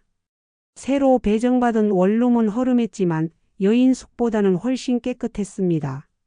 창문을 열자 햇살이 방 안가득 들어왔습니다. 저는 잠시 눈을 감고 속삭였습니다. 그래, 여기서부터 다시 시작하자. 비록 외롭고 힘들었지만 제 마음 한쪽에는 희미한 희망이 자리 잡았습니다. 손주를 다시 만날 수 있다는 믿음, 그리고 언젠가는 제 존엄을 되찾을 수 있다는 확신이었습니다. 새 원룸에서의 첫날 밤은 낯설었습니다. 좁은 방이었지만 제 마음은 여인숙보다 훨씬 편안했습니다. 무엇보다도 더 이상 다른 사람의 눈치를 보지 않아도 된다는 사실이 큰 위로가 되었습니다. 방 한쪽에 놓인 작은 탁자 위에 사진첩을 올려두었습니다. 그리고 그 옆에 손주를 위해 사두었던 동화책을 세워두었습니다. 마치 아이가 언제든 와서 읽을 수 있을 것처럼요. 저는 그 앞에 앉아 중얼거렸습니다. 아가야, 할머니가 여기서 기다릴게. 내가 오고 싶을 때 언제든 올 수 있도록. 밤이 깊어지자 창밖에서 바람 소리가 들려왔습니다. 하지만 이번에는 그 소리가 무섭지 않았습니다. 조용히 등을 기대고 앉아 묵주를 굴리며 기도했습니다. 주여, 제가 아직 버틸 힘을 주십시오. 손주와 다시 만날 날까지 흔들리지 않게 해 주십시오. 기도를 마치고 눈을 감자 마음이 조금은 단단해졌습니다. 이제는 며느리의 목소리보다 손주의 웃음을 더 또렷하게 떠올릴 수 있었습니다. 할머니 같이 놀아요. 그 목소리가 귓가에 맴돌며 제게 작은 위로를 주었습니다. 저는 이불을 덮고 누우며 속삭였습니다. 그래, 이대로 무너지지 않고 살아내자. 언젠가는 웃으며 다시 만날 수 있을 거야. 창문 너머 달빛이 방 안으로 스며들었습니다. 그 은은한 빛을 바라보며 저는 다시 한번 다짐했습니다. 비록 버려진 듯한 삶이었지만 아직 끝난 게 아니라고. 그리고 반드시 존엄을 되찾을 날이 올 거라고 말이지요. 새 원룸 생활은 처음엔 어색했지만 시간이 지날수록 조금씩 익숙해졌습니다. 아침이면 작은 전기 포트를 켜서 커피 한 잔을 내려 마셨습니다. 창문을 열면 좁은 골목을 오가는 사람들의 소리가 들렸습니다. 오늘 장사 잘 되게 해주세요. 이웃 가게 주인이 중얼거리는 목소리까지도 제게는 낯설지 않은 배경이 되었습니다. 그러나 고요한 순간이 찾아올 때마다 제 마음은 여전히 공허했습니다. 특히 손주 생각이 몰려올 때면 숨이 막히듯 가슴이 저려왔습니다. 방 한쪽에 세워둔 동화책을 바라보며 속삭이곤 했습니다. 아가야, 내가 이 책을 다시 읽어달라고 하면 얼마나 좋을까. 어느 날 아들에게 전화를 걸고 싶은 마음이 또다시 솟구쳤습니다. 번호를 눌렀다가 지우기를 반복하며 한참을 망설였습니다. 결국 용기를 내어 전화를 걸었지만 연결음은 짧게 울리다 이내 끊겼습니다. 차갑게 울리는 통화 불가라는 기계음이 제 귀를 파고들었습니다. 그 순간 며느리의 얼굴이 떠올랐습니다. 어머니, 우리 집에선 이제 제 방식을 존중해 주세요. 그 말이 다시 한번 가슴을 베었습니다. 저는 핸드폰을 탁자 위에 내려놓고 두 손으로 얼굴을 감쌌습니다. 눈물이 흘러내렸지만 이번에는 오래 울지 않았습니다. 이미 수많은 눈물을 흘려서일까요? 그보다는 제 마음이 점점 단단해지고 있음을 느꼈습니다. 이제는 울음보다는 다짐이 제 안에서 더 크게 자리 잡고 있었습니다. 내가 언젠가 이 아이에게 다시 당당한 얼굴로 서야 한다. 비록 지금은 버려진 것 같아도 언젠가 다시 만나 웃을 수 있어야 한다. 저는 그날 밤 작은 수첩을 꺼내 글을 적었습니다. 내가 살아온 세월은 결코 헛되지 않았다. 내가 무너져서는 안 된다. 그 문장을 반복해 적으며 마음을 다잡았습니다. 며칠 뒤 몸이 한결 나아진 듯하여 동네를 조금 더 걸어보기로 했습니다. 좁은 골목을 따라 내려가니 작은 공원이 있었습니다. 평일 오전이라 그런지 공원에는 아이들을 데리고 나온 젊은 엄마들과 몇몇 어르신들만 있었습니다. 저는 벤치에 앉아 아이들이 뛰노는 모습을 지켜보았습니다. 작은 미끄럼틀 위에서 까르르 웃는 소리가 제 가슴을 찔렀습니다. 그 웃음소리가 손주와 겹쳐 보였기 때문이었습니다. 할머니, 더 밀어주세요. 공원에 있던 한 아이가 엄마를 향해 외치는 순간 저는 자신도 모르게 눈가가 젖어왔습니다. 머릿속에서는 손주가 그 말을 제게 하는 장면이 겹쳐졌습니다. 할머니, 더 밀어주세요. 제가 그네를 밀어주며 함께 웃던 순간이 눈앞에 아른거렸습니다. 저는 부지런히 눈물을 훔치고 고개를 돌렸습니다. 그러자 옆 벤치에 앉아있던 노인이 말을 걸어왔습니다. 혼자 나오셨나 보군요. 저는 잠시 머뭇거리다가 고개를 끄덕였습니다. 네, 혼자예요. 그 노인은 한참 저를 바라보다가 조용히 말했습니다. 나도 혼자야. 아들, 딸 다 도시에 살고 있어. 가끔 전화는 오지만 결국 혼자 사는 건 외롭더군. 그 말에 저는 괜히 마음이 풀리며 대답했습니다. 맞아요. 가족이 있어도 마음은 늘 혼자라는 생각이 들어요. 둘은 잠시 침묵 속에서 공원을 바라보았습니다. 아이들의 웃음소리가 공기 속을 가득 채우고 있었습니다. 그 소리 속에서 저는 작은 위안을 느꼈습니다. 집으로 돌아오는 길 마음이 조금은 덜 무겁게 느껴졌습니다. 세상에 나 같은 사람이 또 있다는 사실이 이상하게도 힘이 되었습니다. 그날 밤 동화책을 펼치며 스스로에게 말했습니다. 그래, 아가야. 할머니가 아직 여기 이렇게 버티고 있단다. 너를 만날 날을 기다리며 이렇게 하루하루 살아간단다. 책 속의 그림을 바라보다가 저는 마음속에서 하나의 결심을 세웠습니다. 언젠가 직접 아이를 찾아가야 하지 않을까. 그 생각이 잠시 가슴을 뜨겁게 만들었습니다. 밤새 뒤척이며 잠을 설쳤습니다. 내가 정말 손주를 직접 찾아가야 할까. 머릿속에서 같은 생각이 반복되었습니다. 하지만 곧바로 두려움이 따라왔습니다. 만약 며느리가 문 앞에서 저를 밀어낸다면? 아들이 또다시 차갑게 돌아선다면? 그 상상만으로도 가슴이 철렁 내려앉았습니다. 저는 묵주를 손에 쥐고 기도했습니다. 주여, 제가 용기를 낼 수 있도록 도와주소서.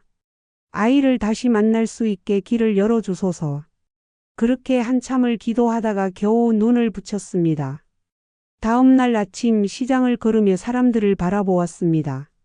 어느 가게 앞에서 아이가 떡을 먹으며 엄마 손을 잡고 있는 모습이 보였습니다. 그 광경이 제 마음을 또 흔들었습니다. 손주와 함께 시장에 다니던 기억이 떠올랐습니다. 할머니, 이거 사주세요. 그 작은 목소리에 못 이겨 붕어빵을 사주던 순간이 눈앞에 선명했습니다. 저는 그 자리에 서서 깊은 한숨을 내쉬었습니다. 이대로 기다리기만 해서는 안 된다. 나도 무언가를 해야 한다. 그날 저녁 저는 작은 수첩에 글을 적었습니다. 두려워도 용기를 낼 것. 아이에게 당당한 모습으로 서 있을 것. 그 문장은 어제보다 더 단단하게 제 마음속에 박혔습니다. 그러나 현실의 벽은 여전히 높았습니다. 아들에게 전화를 걸어도 받지 않을 게 뻔했고 며느리는 더 차갑게 굴 것입니다. 저는 방 한쪽에 세워둔 동화책을 바라보며 중얼거렸습니다. 그래도 언젠가는 아이가 나를 먼저 찾아올 수도 있겠지. 그 희망이 제 마음을 다시 일으켜 세웠습니다. 작은 불씨 같았지만 꺼지지 않고 남아 있었습니다. 저는 이불을 덮고 누우며 다시 다짐했습니다. 그래, 지금은 참고 버티자. 아이를 만날 날을 위해서. 그리고 마음속에 조용히 속삭였습니다.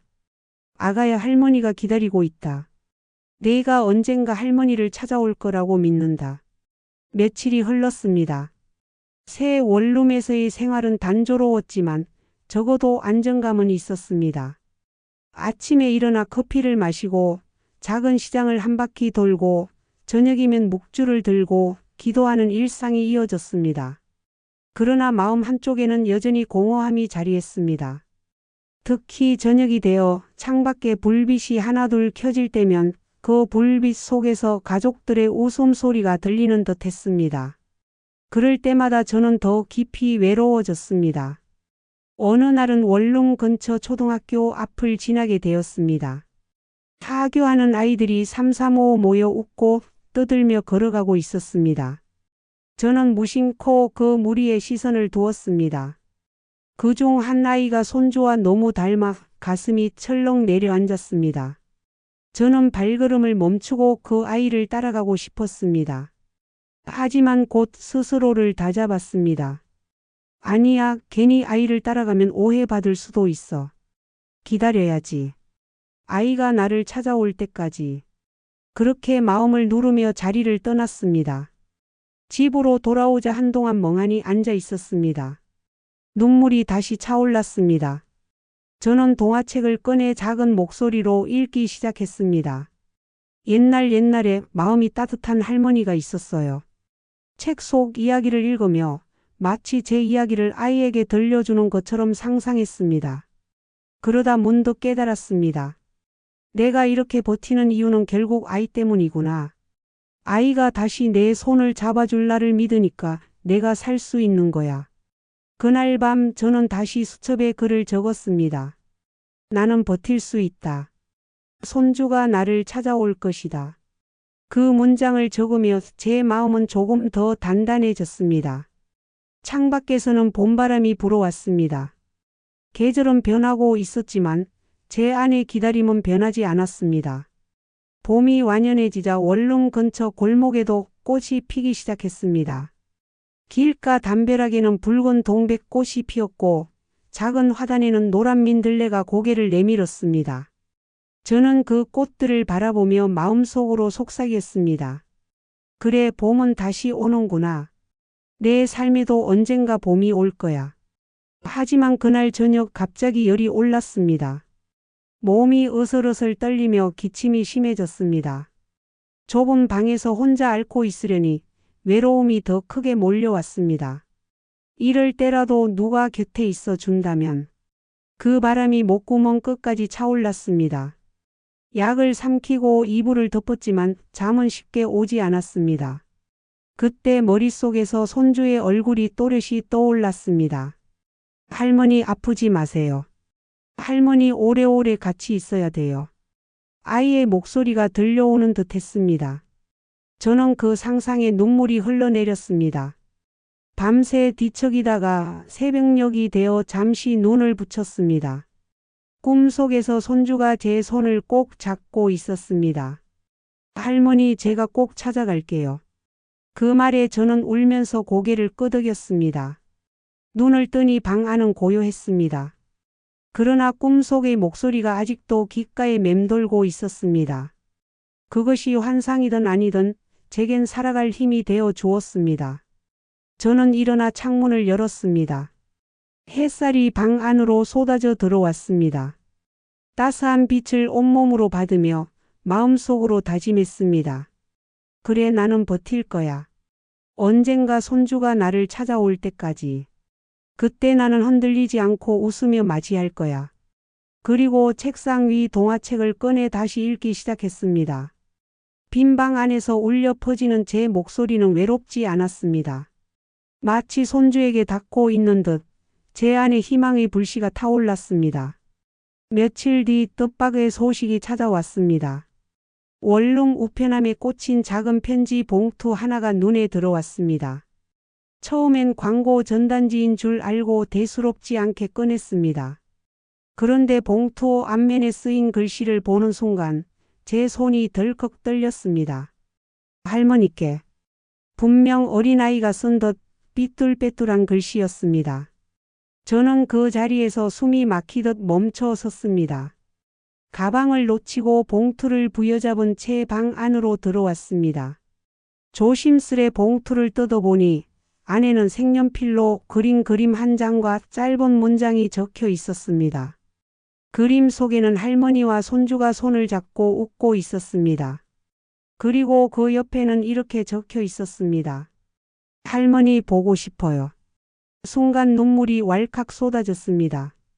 그 글씨는 분명 제 손주가 쓴 것이었습니다. 어린 손으로 꾹꾹 눌러 쓴 글씨 하나하나가 제 심장을 파고들었습니다. 저는 두 손으로 그 편지를 가슴에 꼭 안았습니다. 아가야, 내가 정말 나를 기억하고 있었구나. 온몸이 떨리고 눈물이 멈추지 않았습니다. 그동안 외롭고 쓸쓸하게 버텨왔던 날들이 그 한 장의 종이로 모두 보상받는 것 같았습니다. 아이의 글씨는 제게 다시 살아갈 이유를 주었습니다. 저는 밤새 그 편지를 품에 안고 잠들었습니다. 이불 속에서 눈물이 마를 새도 없이 흘렀지만 그 눈물은 더 이상 절망의 눈물이 아니었습니다. 희망의 눈물이었지요. 그리고 마음속으로 다짐했습니다. 그래, 언젠가 정말로 우리 아이가 나를 찾아올 거야. 나는 반드시 웃으며 맞이해야 한다. 그날 이후 저는 매일 우편함을 확인했습니다. 혹시 또 다른 편지가 오지 않을까, 혹시 손주의 흔적이 닿지 않을까 기대했기 때문입니다. 그러나 며칠이 지나도 더 이상 소식은 없었습니다. 그래도 첫 편지는 제 마음에 불씨를 피워주었습니다. 저는 수첩을 꺼내 그날의 감정을 기록했습니다. 손주가 나를 기억한다. 아이가 나를 찾고 있다. 나는 혼자가 아니다. 그 글을 몇 번이고 읽으며 스스로를 다잡았습니다. 하루는 용기를 내어 아들에게 전화를 걸었습니다. 신호음이 몇 번 울린 뒤 아들의 목소리가 들렸습니다. 엄마, 무슨 일이에요? 예전보다 한층 더 피곤하고 건조한 목소리였습니다. 저는 떨리는 목소리로 물었습니다. 너 우리 아이가 편지를 보낸 거 알고 있니? 아들은 잠시 말이 없더니 짧게 대답했습니다. 그게 아이가 계속 할머니를 찾길래 몰래 주소를 적어줬나 봐요. 그 말에 제 가슴이 쿵 내려앉았습니다. 아들은 끝내 제게 먼저 연락하지 않았습니다. 하지만 손주의 순수한 마음이 결국 벽을 넘어온 것입니다.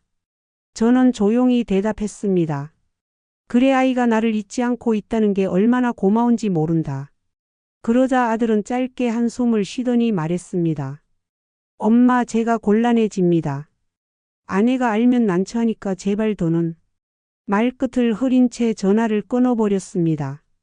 저는 한참 동안 핸드폰을 손에 쥔 채 멍하니 있었습니다. 아들은 여전히 제 편이 아니었지만 이제 그것이 크게 아프게 다가오지는 않았습니다. 왜냐하면 아이의 마음이 제게 닿았기 때문이었습니다. 그날 밤 저는 다시 동화책을 펼쳤습니다. 그리고 마치 아이가 옆에 앉아있는 듯 소리내어 읽었습니다. 옛날에 용감한 할머니가 있었습니다. 빈 방에 제 목소리가 울려 퍼졌지만 이번엔 공허하지 않았습니다. 책을 읽는 내내 마치 아이가 제 곁에서 웃고 있는 듯 했습니다. 며칠 뒤 두 번째 편지가 도착했습니다. 우편함에 꽂힌 작은 봉투를 보는 순간 제 심장은 다시 뛰기 시작했습니다. 봉투를 열어보니 이번에는 짧은 글씨와 함께 작은 스티커가 붙어 있었습니다. 할머니, 오늘 학교에서 상 받았어요. 보여주고 싶었어요. 편지에는 아이가 직접 그린 트로피 그림도 있었습니다. 삐뚤빼뚤했지만 그 안에는 아이의 자랑스러움이 가득 담겨 있었습니다. 저는 편지를 가슴에 꼭 끌어안으며 눈물을 흘렸습니다. 그래, 우리 아가가 이렇게 잘 자라고 있구나. 할머니가 곁에 없어도 그래도 씩씩하게 살아가고 있구나. 그 순간 제 마음속에 뜨거운 기운이 밀려왔습니다. 저는 작은 탁자 위에 아이의 편지를 차곡차곡 쌓아두었습니다. 첫 번째 그림, 두 번째 그림. 그것들은 제게 세상 어떤 보물보다도 귀했습니다. 저는 결심했습니다. 그래, 나도 답장을 써야겠다. 아이에게 내가 살아있다는 걸 알려줘야 한다. 흰 종이를 꺼내 펜을 들었습니다. 손이 떨려 글씨가 고르지 않았지만 마음을 담아 적었습니다. 아가야, 내 편지 잘 받았다. 할머니는 너를 늘 생각하고 있다. 내가 상 받은 게 너무 자랑스럽다. 할머니는 여기서 내가 웃으며 지내기를 기도하고 있단다. 짧은 글씨였지만 제 온 마음을 담았습니다. 편지를 봉투에 넣어 조심스레 봉했습니다. 그리고 다음날 동네 우체국에 가서 아이 집 주소로 보냈습니다. 편지를 붙이고 나오니 마음이 후련했습니다. 마치 아이와 진짜로 대화를 나눈 듯 오랜만에 따뜻한 기운이 가슴에 퍼졌습니다. 그날 밤 저는 오랜만에 깊이 잠들 수 있었습니다. 꿈속에서 아이가 제 곁에 와서 웃으며 말했습니다. 할머니 고마워요. 저도 할머니 사랑해요. 그 목소리에 눈물이 흘렀지만 그 눈물은 기쁨의 눈물이었습니다. 며칠이 지나지 않아 또다시 우편함에 편지가 도착했습니다. 이번에는 색색의 크레파스로 꾸며진 봉투였습니다. 봉투 한가득 하트와 별이 그려져 있었습니다. 저는 이미 눈물이 고인 채 봉투를 열었습니다. 할머니, 저 꼭 할머니 보고 싶어요. 엄마랑 아빠는 안 된다고 하지만 저는 꼭 갈 거예요. 짧은 글씨였지만 그 안에 담긴 아이의 간절함이 고스란히 전해졌습니다. 저는 그 자리에서 무릎이 풀리듯 주저앉아 버렸습니다. 종이를 가슴에 꼭 끌어안으며 흐느꼈습니다. 아가야, 내가 이렇게까지 할머니를 찾아주다니. 그날 밤 저는 한참을 뒤척이다가 펜을 들었습니다. 아이에게 답장을 썼습니다. 아가야, 할머니도 너를 보고 싶단다. 하지만 지금은 조금만 기다려야 해. 너무 서두르지 말고 내 마음만 잊지 말아다오. 할머니는 여기서 늘 기도하며 기다리고 있단다. 편지를 다 쓰고 나니 손끝이 저릿할 만큼 힘이 빠졌습니다. 그러나 제 마음은 오히려 더 단단해졌습니다. 아이와 나 사이의 끈은 분명히 이어져 있다는 확신이 생겼기 때문이었습니다. 며칠 후 우체국에 다녀오던 길에 작은 꽃집 앞을 지나게 되었습니다. 봄꽃이 화분마다 활짝 피어 있었습니다. 하얀 라일락, 노란 프리지아, 붉은 장미까지. 저는 잠시 서서 그 향기를 맡으며 속삭였습니다. 그래, 언젠가 우리 아이가 이 꽃처럼 환한 얼굴로 나를 찾아올 거야. 그날 밤 저는 책상 위에 아이 편지들을 펼쳐두고 오랫동안 바라보았습니다. 종이 위에 남은 글씨와 그림이 제게는 등불 같았습니다. 그 등불이 어둠 속에서 저를 지켜주고 있었습니다. 편지를 주고받는 시간이 제 삶의 가장 큰 기쁨이 되었습니다. 아들이나 며느리는 여전히 연락 한 통 없었지만 저는 더 이상 그것에 매달리지 않았습니다. 손주가 저를 잊지 않고 있다는 사실만으로도 충분했기 때문입니다. 하루는 아이가 보낸 편지 속에 이렇게 적혀 있었습니다. 할머니, 저는 밤마다 할머니 생각해요. 엄마 몰래 그림도 그리고 아빠 몰래 주소도 다시 쓰고 있어요. 할머니가 저 잊지 않았으면 좋겠어요. 그 글을 읽는 순간 눈물이 쏟아졌습니다. 저는 종이를 두 손으로 붙잡고 속삭였습니다.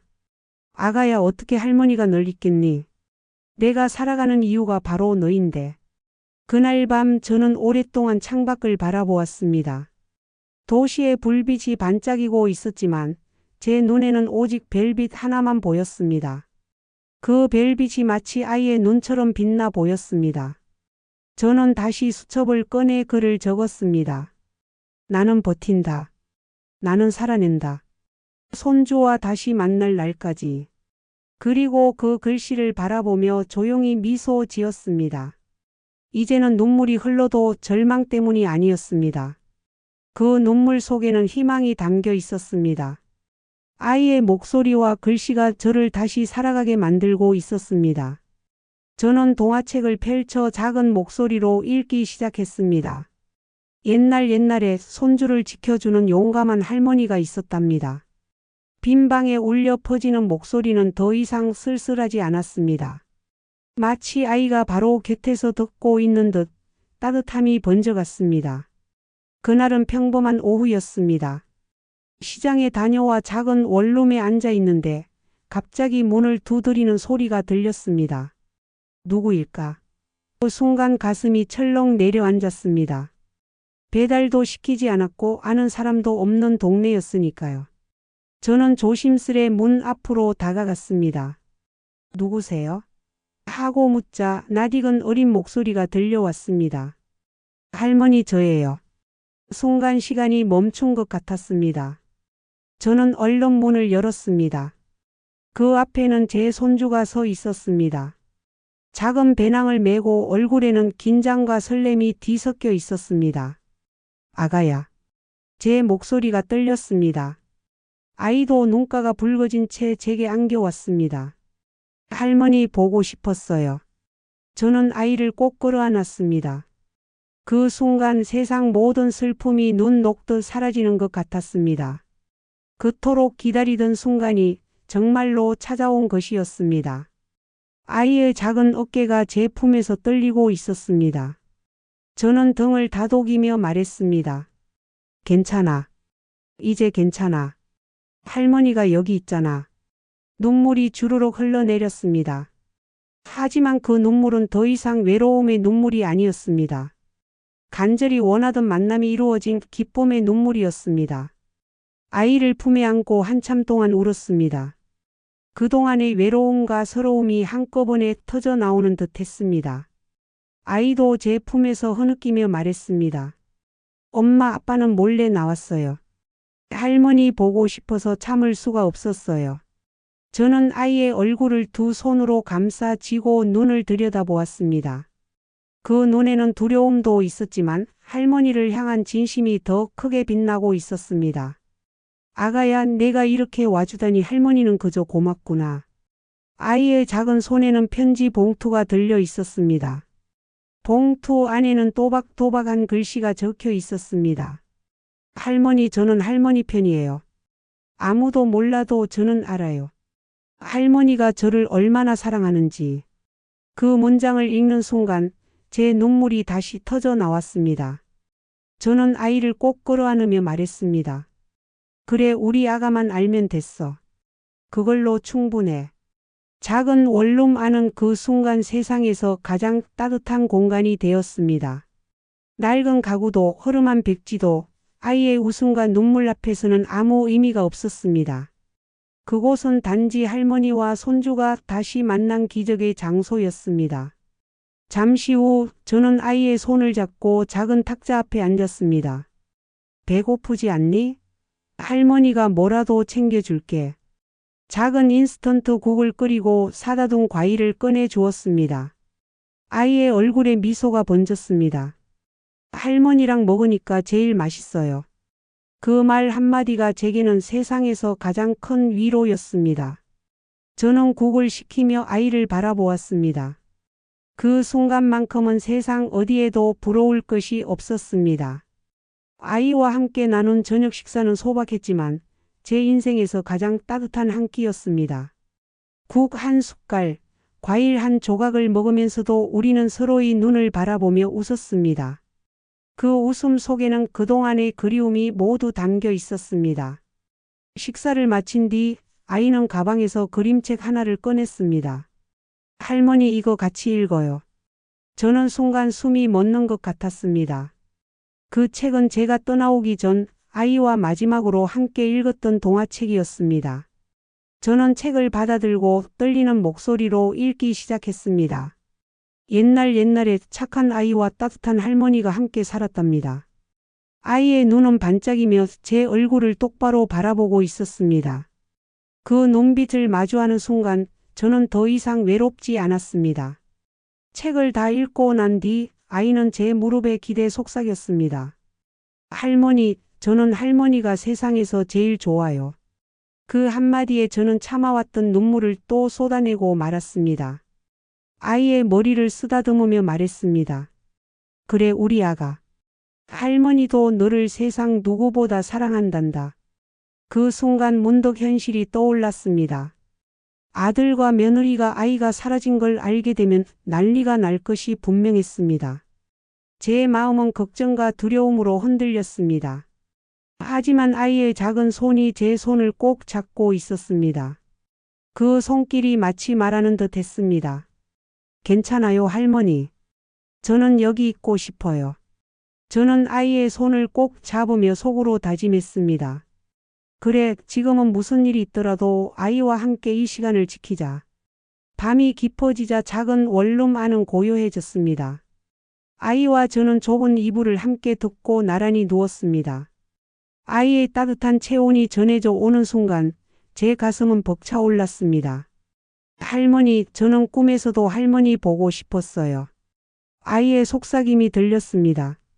저는 눈시울이 붉어진 채 대답했습니다. 그래, 할머니도 매일 꿈에서 너를 만났단다. 이제 이렇게 다시 만나니 꿈이 아니고 진짜라서 얼마나 좋은지 모르겠다.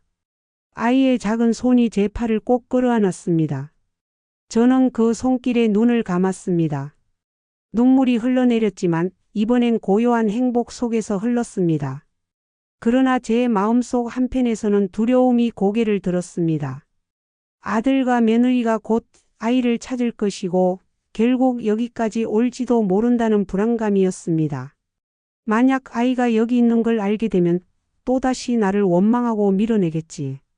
그럼에도 불구하고 저는 아이와 함께 있는 지금 이 순간만은 지키고 싶었습니다. 세상 무엇과도 바꿀 수 없는 시간이었으니까요. 새벽녘 아이는 제 품에서 잠이 들었습니다. 고른 숨소리를 들으며 저는 속으로 기도했습니다. 주여, 이 아이만은 지켜주소서. 제가 할 수 없는 것을 당신께서 해주소서. 창밖으로 서서히 빛이 밝아오고 있었습니다. 밤새 쌓였던 불안이 아침 햇살 속에서 잠시 사라지는 듯 했습니다. 저는 아이의 얼굴을 바라보다가 조용히 속삭였습니다. 그래, 무슨 일이 있더라도 나는 이제 물러서지 않을 거야. 아이를 위해서라면 끝까지 버틸 거야. 아침 햇살이 방 안가득 들어올 무렵 아이가 천천히 눈을 떴습니다. 할머니 하고 부르며 제 품에 파고들었습니다. 저는 아이의 머리를 쓰다듬으며 대답했습니다. 그래, 우리 아가. 잘 잤니? 아이의 얼굴은 환하게 빛나고 있었습니다. 마치 오랫동안 기다려온 꿈이 이루어진 듯한 표정이었습니다.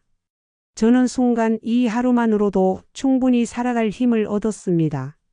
하지만 곧 문득 현실이 떠올랐습니다. 아들과 며느리가 분명 아이를 찾고 있을 것이고 곧 여기로 올 수도 있다는 사실이었습니다.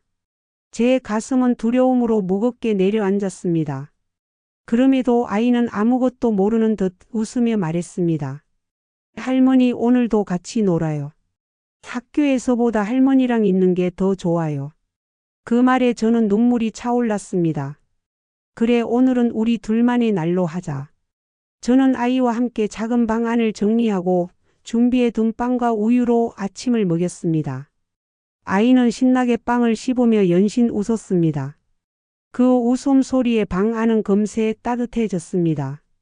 아이가 그림을 그리고 싶다고 해서 종이와 색연필을 꺼내 주었습니다. 아이의 손길은 서툴렀지만 정성스러웠습니다. 잠시 후 종이 위에는 할머니랑 나라는 제목의 그림이 완성되었습니다. 손을 잡고 있는 할머니와 손주의 모습. 저는 그 그림을 보고 또다시 눈물이 터졌습니다. 아가야, 내가 이렇게 할머니를 찾아왔다는 것만으로도 할머니는 충분히 행복하다. 그 말에 아이는 해맑게 웃으며 대답했습니다. 저도 행복해요. 할머니가 있어서요. 그 순간 저는 깨달았습니다. 이제 더는 두려움에만 매달리지 않겠다고. 아이 앞에서 당당하게 서야 한다고. 그리고 끝내 제 존엄을 되찾아야 한다고. 그날 오후 예상했던 일이 결국 일어났습니다. 문을 거세게 두드리는 소리에 저는 순간 몸이 굳어버렸습니다. 아이도 깜짝 놀라 제 품에 파고들었습니다. 어머니 계세요? 문 열어요. 아들의 목소리였습니다. 그 뒤로 며느리의 날카로운 음성도 들려왔습니다. 여기 있는 거 알아요. 어머니 당장 아이 내보내세요. 제 심장은 쿵쾅거리며 터질 듯 뛰었습니다. 아이의 작은 손이 제 손을 꼭 잡고 있었습니다. 그 손길에 용기가 조금은 생겼습니다. 저는 천천히 문을 열었습니다. 그 앞에는 험상궂은 얼굴을 한 아들과 차갑게 굳은 며느리가 서 있었습니다. 아들의 눈빛은 분노와 불안으로 가득 차 있었고 며느리는 팔짱을 낀 채 저를 노려보고 있었습니다. 엄마, 이게 무슨 짓이에요? 아들의 목소리는 떨리고 있었습니다. 저는 담담하게 대답했습니다. 내가 한 게 무슨 짓이니?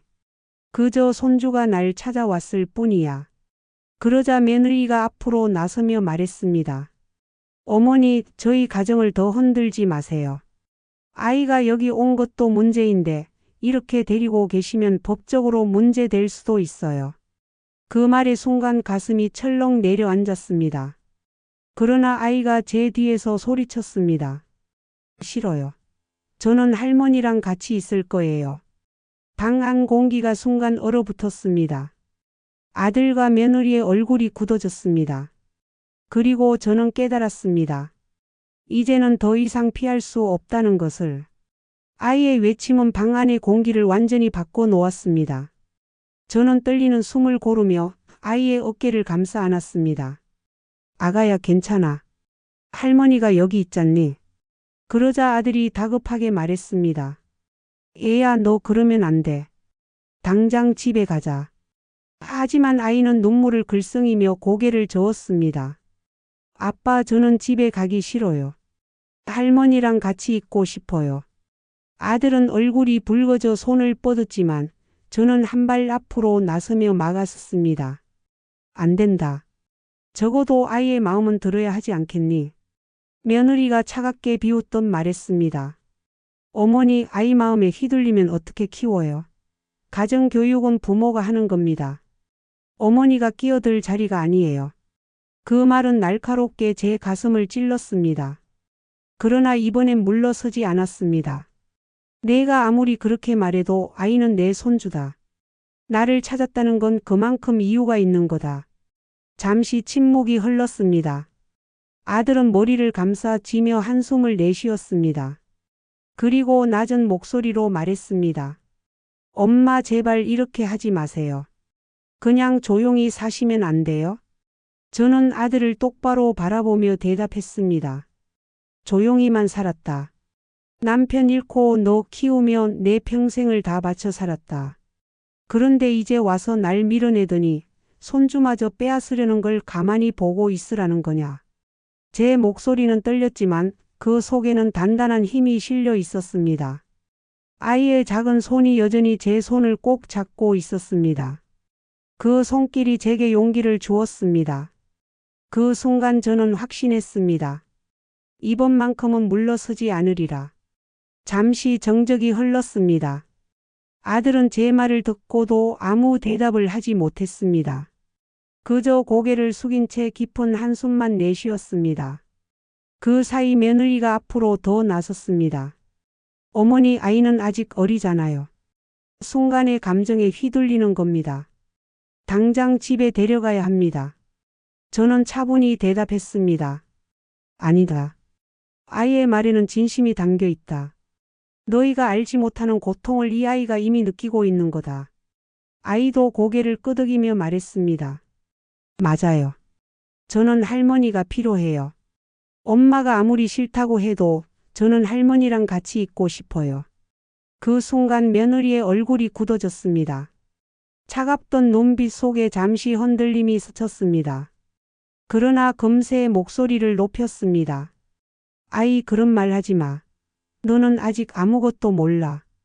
아이가 울음을 터뜨리며 제 품에 안겼습니다. 저는 아이를 꼭 끌어안고 등을 다독였습니다. 괜찮아. 울어도 돼. 내 마음 다 알고 있어. 방 안의 공기는 팽팽했습니다. 아들은 고개를 숙인 채 양손으로 얼굴을 가리고 있었고 며느리는 분노와 당혹 사이에서 말을 잇지 못했습니다. 저는 그 틈을 놓치지 않고 천천히 말을 이었습니다. 내가 원한 건 많지 않았다. 그저 이 집에서 존중받고 싶었고 가족으로 인정받고 싶었을 뿐이다. 그런데 너희는 나를 내몰았다. 그럼에도 아이는 나를 찾았다. 그건 아이 마음속에 내가 필요하기 때문이다. 제 말에 며느리는 더 이상 반박하지 못했습니다. 아들의 어깨도 점점 떨리고 있었습니다. 그 순간 저는 확실히 느꼈습니다. 이제는 내가 두려움에 떨던 약한 할머니가 아니라는 것을. 아이를 위해서라면 끝까지 목소리를 낼 수 있는 할머니가 되었다는 것을. 제 말이 끝나자 방 안은 다시 정적에 잠겼습니다. 아들은 고개를 떨군 채 아무 말이 없었고 며느리는 여전히 굳은 얼굴로 서 있었습니다. 아이만이 제 품에 안겨 흐느끼고 있었습니다. 저는 아이의 머리를 쓰다듬으며 다시 입을 열었습니다. 내가 아무리 나를 밀어내려 해도 나는 이 아이 앞에서 물러서지 않을 거다. 내가 버텨온 세월은 헛된 게 아니었어. 이 아이가 나를 찾은 것만으로도 나는 다시 일어설 수 있다. 그 말은 제 스스로를 향한 다짐이기도 했습니다. 눈물이 뺨을 타고 흘렀지만 목소리는 단단했습니다. 그러자 아들이 드디어 고개를 들었습니다. 그의 눈에도 눈물이 맺혀 있었습니다. 엄마, 저도 알고 있어요. 엄마가 우리를 위해 평생 희생하신 거. 근데 저는 아내와 아이 사이에서 너무 힘들었어요. 저는 아들의 떨리는 목소리를 들으며 잠시 숨을 고르다가 대답했습니다. 너의 힘듦은 이해한다. 하지만 그렇다고 해서 나를 외면하고 이 아이와 나의 인연을 끊을 수는 없다. 아들은 두 손으로 얼굴을 감싸며 흐느꼈습니다. 며느리조차 잠시 말문을 잃은 듯 고개를 돌린 채 아무 말도 하지 못했습니다. 그 순간 저는 비로소 깨달았습니다. 그토록 기다려온 반전이 지금 이 자리에서 시작되고 있다는 것을. 아이의 작은 손이 제 손을 더 세게 움켜쥐었습니다. 저는 그 손을 꼭 잡으며 속으로 중얼거렸습니다. 그래, 나는 졌던 게 아니야. 버텨왔기에 오늘 이렇게 아이가 나를 증명해 주는구나. 방 안 공기는 더 이상 차갑지 않았습니다. 겉으론 여전히 갈등이 남아 있었지만 분명 균열이 시작된 순간이었습니다. 아이를 꼭 끌어안은 채 저는 마지막으로 말했습니다. 이 아이가 나를 선택했다. 그건 내가 그동안 헛되이 살아온 게 아니라는 증거다. 너희가 뭐라고 해도 나는 내 존엄을 끝까지 지킬 거다. 아들은 고개를 떨군 채 한동안 침묵했습니다. 그러다 천천히 제 쪽을 바라보며 말했습니다. 엄마, 미안합니다. 그동안 제가 너무 외면했네요. 그 말에 제 눈물이 왈칵 쏟아졌습니다. 수십 년 동안 듣지 못했던 사과 한마디가 제 심장을 울렸습니다. 그러나 며느리는 여전히 굳은 얼굴로 서 있었습니다. 하지만 어머니, 그렇다고 해서 제가 달라질 거라 생각하지 마세요. 그녀의 차가운 말에 순간 방 안의 공기가 다시 얼어붙었습니다. 저는 조용히 대답했습니다. 괜찮다. 내가 어떻게 나오든 나는 이제 두렵지 않다. 왜냐하면 이 아이가 내 곁에 있기 때문이다. 아이도 제 손을 꼭 잡고 말했습니다. 맞아요. 저는 할머니랑 같이 있을 거예요. 그 순간 제 안에서 벅찬 기운이 밀려왔습니다. 외면당하고 버려졌던 세월은 더 이상 수치가 아니었습니다. 이제는 제가 다시 일어서는 힘이 되었던 것입니다. 방 안에 가득한 긴장 속에서도 저는 분명히 느꼈습니다. 저는 더 이상 무너진 할머니가 아니라 존엄을 되찾은 사람이라는 것을. 그리고 그 존엄은 제 품에 안긴 아이와 함께 끝까지 지켜낼 것이라는 것을. 이렇게 해서 오늘의 긴 사연은 마무리되었습니다. 며느리의 차가운 말에 마음이 무너져 집을 떠났던 한 어머니. 그 외로움 속에서도 손주의 순수한 사랑은 그녀를 다시 일어서게 만들었습니다. 그리고 결국 할머니는 끝내 자신의 존엄을 되찾고 다시금 가족 앞에 당당히 설 수 있었습니다. 이 이야기를 들으신 여러분은 어떤 마음이 드셨을까요? 혹시라도 사연자님께 전하고 싶은 말씀이 있다면 따뜻한 댓글로 남겨주시길 부탁드립니다. 여러분의 한마디가 지친 마음에 큰 위로가 될 것입니다.